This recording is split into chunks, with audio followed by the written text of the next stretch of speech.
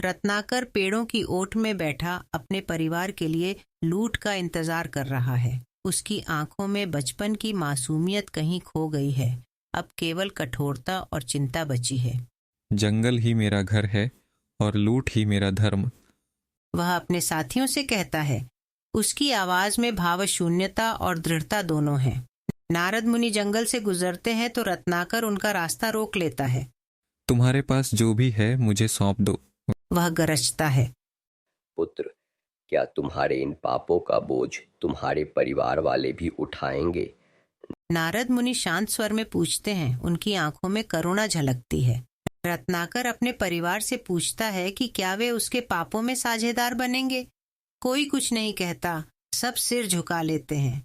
मैंने जो किया, क्या उसका बोझ मुझे अकेले ही उठाना होगा? उसकी आवाज भर्राई हुई है। परिवार की चुप्पी उसके हृदय में गहरे तक उतर जाती है और वह लौटकर नारद मुनि के चरणों में गिर पड़ता है।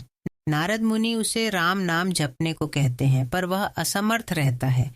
यदि राम नहीं कह सकते तो मरा ही जपो। नारद मुनि मुस्कुराते हैं। रत्नाकर वर्षों तक तप में डूबा रहता है। प्रकृति भी उसकी भक्ति की साक्षी बन जाती है। माँ सरस्वती रत्नाकर के समीप आती हैं। उनकी मुस्कान में ममता और करुणा है। वत्स, तुम्हारी भक्ति ने मुझे प्रसन्न किया है। मैं तुम्हें काव्य की अद्भुत शक्ति देती हूँ।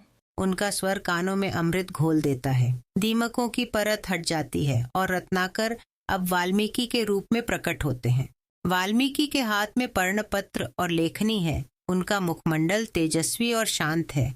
राम की लीला को अमर करने का सौभाग्य मुझे सरस्वती माँ ने दिया है। वह कृतज्ञता से कहते हैं। उनकी वाणी में सरस्वती की कृपा है। उनकी कविता संसार को धर्म का मार्ग दिखाती है।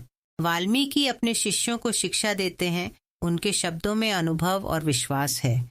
सच्ची भक्ति और सुधार से नया जीवन मिलता है। माँ सरस्वती की कृपा हर उस भक्त पर बरसती है जो अपने हृदय से शुद्ध है। उनकी कथा सुनकर सबकी आंखों में आस्था और प्रेरणा की चमक है।